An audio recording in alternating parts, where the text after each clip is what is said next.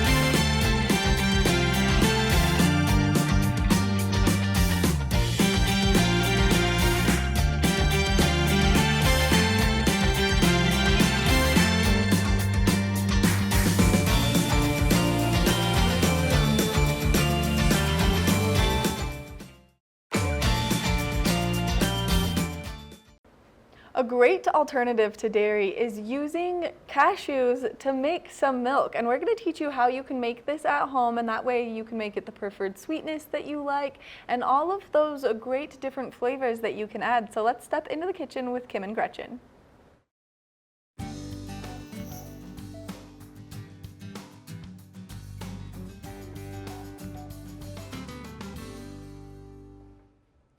Well, here we are, switching it up today. I've got Gretchen in the kitchen with me, so are you very nervous? Exciting. No, nervous? I'm not nervous. I can get anybody through a recipe. I know, a piece of cake. We have to laugh a little bit because Kim is very good at cooking and doing all the things.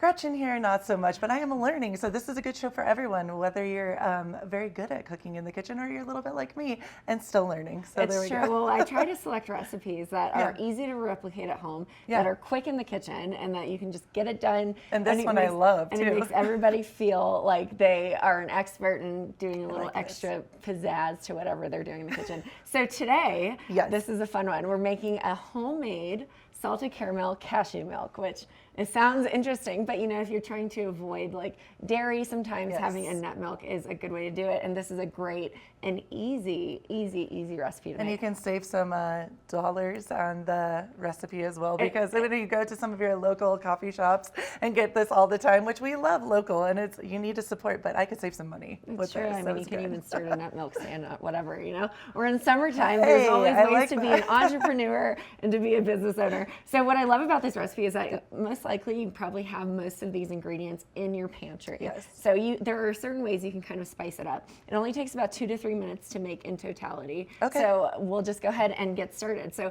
it involves simple ingredients: water, cashews, key ingredient there. And then some sort of sweetener. You can use dates, but if you don't have dates, you can use like agave or honey. And we're going to go ahead and make it with some agave just so you can kind of see what that's like. And then some sea salt as well. And you don't have to put as much into it, especially if your nuts are salted, but you want to try to buy unsalted nuts. So I literally had all of this in my pantry, and we're just going to whip it together. I love that, because I was just thinking I have all of it except for the cashews. So that's brilliant. Now you might just keep your cashews on hand, piece of cake. So we're going to go ahead and get started. This makes about 2 liters of cashew milk, and it actually also stays in your fridge for about a week. You'll probably go through it pretty quickly once you try it. It's quite delicious. So we'll go ahead and get started. We need about 1.5 cups of cashews. So I'm going to let you go ahead and measure it out. We've got 1.5 cups of cashews. So these are unsalted cashews. Hopefully this will be just enough. It'll probably be about a jar. So you do 3 of these. You can just pour it over here if you want to, and it's okay if it's not perfect. Yeah, we'll just kind of guesstimate. I think that was probably about 1/2 cup. So we'll just keep pouring it all in there. Just keep going. And the best part about using, let's do it all. Why not? Do it all. There's no There point we in go. saving it. We got a little bit left in there. I'll just dump it all in. So cashews are great because other nut milk, sometimes you have to soak the nuts overnight. Okay. But with cashews, optional, don't have to do it. It creates a nice creamy texture as well as like kind of like a coconut milk. So you just dump the whole thing in? So basically we're dumping all of that in here, and then we're Awesome. going to add about 6 cups of water. So we actually have, and this is cold water, so you want to make sure that it's cold. We've got it all measured out. You know, we couldn't fit 6 cups in our carafe. That's what, yeah. So we've got the excess in this other cup here. So we're just dumping all of the water into the food processor blender. And what's great about cashew milk, it's supposed to be creamy, so we don't have to strain this at all, unlike other milks when you're making it from scratch. So this looks great. Then we are going to add about, we're going to do about half a teaspoon of salt. So we've got some salt here, and you should use a good sea salt. I love this brand of salt. You can actually, you can do it either way you need to do it. You can take the lid off. I get nervous that way, Kim. I've done not the best. You're Well, crushing here we it, just go. like we'll that. just go like this. And it's okay if it's a little salted because this is a salted caramel Oh, cashew yeah. milk, We right? want this. I love this brand of salt. This is the Redmond's Real Salt. Oh, I've had this before. This is my really favorite. good. I actually order it directly if it's not in the stores, and I have it shipped to me, and this is the only salt. Do you think that's enough? That's good? I think that's great for Okay. salt. And then we're going to do about a half a cup of agave. Okay. So we'll go ahead and add that in, and we'll just kind of add the agave Yummy. in. It'll be nice and sweet. Now, if you were doing it with dates, you can pour a little bit more in there. Okay. Yeah, I feel like very Vanna White right now. there you I'm go. like, She's hey. looking great. This is your Thanks, area Kim. of expertise. This is what you do, right? You do the modeling, you show off the goods. It's great. It's wonderful. I love you. And pretty soon I'll learn how to cook because of Kim. I like you it. are learning it. And then we're actually going to put about we've got one half a teaspoon. We're going to put it like, Oh, cool. we'll just kind of estimate. I'll tell you when. Okay. Yeah, I trust To you. me, I like the more vanilla, the better, in my opinion. Agreed. And most things. So I would, Ooh, sorry. You can just dump it all in there, we go. just straight in there. Should I do a little more? Just do a little more, yeah. I'll tell you when. Good. Okay, that'll work. We are gonna rock and roll. You said you like the vanilla, so I do. I did you the know, vanilla. and honestly, it will give a great flavor to it, regardless. You can never go wrong with too much vanilla. I agree. So the best part about this is like we're just gonna blend it for 2 to 3 minutes. That's so and easy. then that is literally the easiest. So we're gonna go ahead, and I have a fancy Ninja blender that I love to use. love this. Okay. It's similar to like a Vitamix. It does about the same thing. So we're just gonna go ahead and blend it. And apologies for the kitchen noises. I but know, here we'll we talk go. very loud.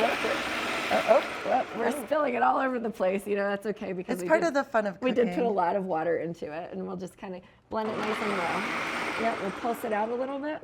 Well, and I think that's the fun thing about cooking, right? Is like you kind of have to just, like you said, it's sometimes fun not to always measure everything and just throw things in there. It's you true. know? And we'll just kind of keep blending it together, and it'll just look great. And we'll drink it, test it out, and see how it looks. But I'm excited. we're spilling it all I over know. the place because we put a little bit too much in the food Happy processor. spring. But, that's exactly right. Oh, and it's National Laugh Day or Comedy Day, right? It is National Let's Have a Laugh Day. And we're having a laugh. So we're just going to keep blending it and blending it. It looks pretty good. It looks great. I'll just sit here and I love hang it. out, blend it. You can see it spinning. Hey, we're doing well. I'm proud. You can check out the consistency So, Kim, there. let me ask you one question. How will we know when it is about done? Because that's a You're just going to blend it. Like usually, you blend it for about 2 minutes, Okay. 2 or 3 minutes, and then it'll be ready to go. And if you don't like the consistency, you can always strain it out. Oh, cool. Okay. But it should turn out pretty good here. And then if you wanted it to not turn like a brownish color, Yeah. you can use a clear vanilla. Oh, Yeah, cool. which Okay. is- And which I is use awesome. all the vanilla, Yeah. so it's going to be. Exactly. We're just blending it. Yum. I'm excited. It smells smells very good. vanilla-y. It smells wonderful. It smells like salted caramel cashew milk. It really does. I'm excited about this. Well, and I didn't realize how easy it is. This is so simple. All right, let's see here. And for people that might not have this kind of a heavy duty at home, because I have just a regular blender, Totally it's okay. the same exact Yeah, situation. just throw Okay. it into the blender, and then if you wanted to strain it to make it a little bit of a better texture, you can strain it through like a cheesecloth. Okay. If you don't even have a cheesecloth, you can put a paper towel into the liner of like your pasta strainer. Oh, yes, okay. Yeah, that's what I've done at So you times. can do this anyway. You don't need to have that. You don't have to have the most expensive blender to do it. I'm like, that's awesome. Yeah, yep. It's looking good. So we're gonna blend it just a little bit more. Okay. Just to get it going. I'm excited to try this. And I think It looks about let's see done. what it looks like. What do we think? It looks like cashew milk for sure, as we spill it all over the place. But you know what? Part of being in the kitchen is getting messy. That's how I look at it. So we'll try just Part a of the little bit. fun. This is going to be the fun part because I'm not doing it in a normal blender. So Oh yeah, good this call. might We be just fun. scoop You it. know what? We'll try it later and we'll tell you how it tastes. But we've got a lot happening on the rest of the show. We'll be right back after this.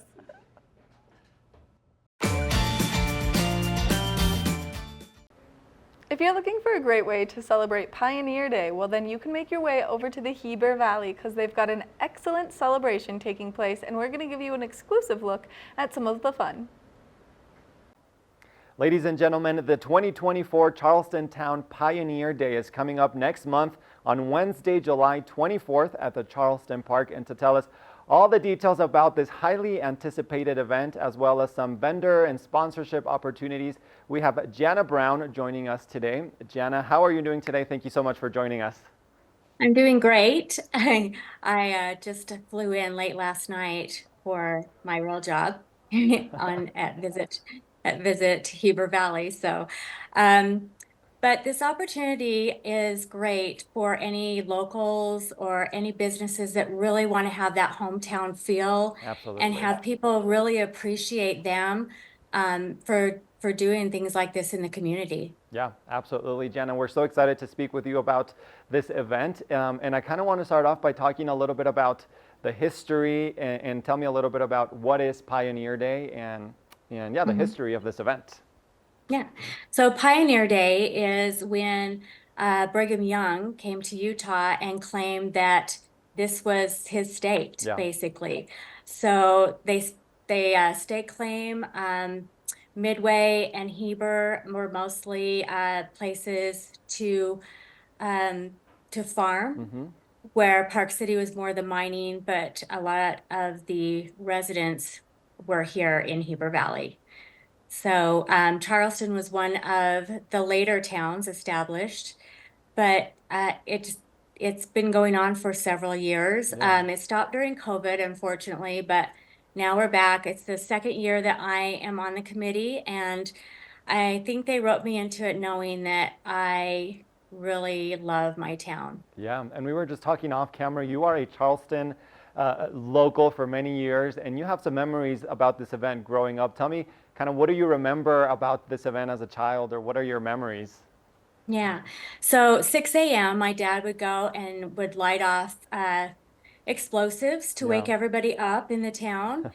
And then that would start out the event. That would be the race, the breakfast. All the residents get a free breakfast voucher. And so you got free breakfast. You got to actually work the breakfast, which Yeah. is even more fun than eating it. So, and then, just different activities during the day. There was different yard games. There was, um, you know, the three-legged sack race. Yeah. Now it's cornhole and slide bouncy houses. So Yeah. a little bit different, but same feel. It's very cool, Jana, that you have kind of this personal experience and this personal connection to Pioneer Day, and now you get to be on the committee and planning everything and kind of being on the ground, making sure everything is sailing smooth for the event. Now, last year, I know that you all had around 3,000 guests, something crazy like that, which is a lot of people. Tell me, what we can expect for this year, or some of the activities or events planned for this upcoming event. Yeah. So we have the Charleston 5K that starts off at 7 a.m. That one is fun. I have actually taken it on with Charleston Town Yeah. to now organize that. And so, everybody gets a t-shirt that registers, everybody gets a medal that registers. It's just a lot of fun first thing in the morning, and then they can go on over and have breakfast. After breakfast, then the vendors come in. There's a car show, there's a cornhole tournament, and then the vendors come in around 11 a.m. Okay. So they could just, hang out for the day if they want to, because there's food trucks, there's entertainment, there is a live auction at 3:30, and last year it was huge. There were several people that were really involved in it. We raised a lot of money for a good cause, plus to make our Charleston Pioneer Day a little bit better every year. There were several different items that were given out from the community, which was great, because if they didn't want to sponsor, they still gave back. Yeah, absolutely. Sounds like a fun-filled event for all of the community, and it all kicks off at 6:45, right, Jenna, with the flag raising ceremony, followed by that 5K that you mentioned. And it really goes on throughout the entire day up until 7 p.m. when we have live entertainment. Yeah, the live entertainment, this will be their second year, Wildwood, and they loved the opportunity to come last year, and it was so enjoyable for them that they wanted to come again this year. So that says a lot about everything. And then the fireworks, they just kind of stop the music during the fireworks, and people watch them, and then it's time to go home. Wow, what a fun event. And that's all happening next month on Wednesday, July 24th at the Charleston Park. Jen, I also want to talk a little bit about some opportunities for businesses or community members who want to be involved either as vendors or sponsors. Tell me a little bit about those opportunities. So sponsors, we have different ones. We have like the fireworks sponsors, we have the activity sponsors, we have the parade sponsors, and then we have the race sponsors as well. So it ranges from anywhere from $500 to $10,000. So based on that is dependent on if they're on Facebook, if we do social media. And the deadline for that, unfortunately, is June 15th, so that we have time to put those sponsors on all of our posters and everything to get them out, so people know that they're helping out with us and our community. Absolutely. So deadline for the sponsors, June 15th. What about the vendors? What's that process like? Are there still opportunities for vendors to come in and set up at the event? Yep. So the vendors, it's $150 per day. Okay. Food trucks, we've already signed them all up, so they're done. Okay. We have some face painters and some balloon artists already signed up and ready to go, which is really awesome for the little kids. And those would be due a week prior, and you just contact me, and I will make sure that you get contacted with the rest of the application and everything like that. If you are from Charleston, however, you get to do the vending for $75. So it kind of gives you a little bit of perk. Yeah, a discounted fee for all of the Charleston residents and all the Charleston businesses. So definitely don't miss out those opportunities either as a sponsor or as a vendor, and support this amazing community event. Jana, what was your contact information for anybody interested in getting in touch with you? So it's Jana Brown, JanaBrown 3 at gmail.com. There you have it. Make sure you contact Jana with any questions, and she will put you in contact with the right people, for this wonderful event. Jana, thank you so much for joining us today and chatting with us a little bit about the Pioneer Day, which I know everyone is looking forward to, and it's going to be a great day. So thank you so much. You're welcome. Thank you. Thank you once again, Jana. We're going to take a short break, and we'll be right back with more of the show right after this. So stay tuned.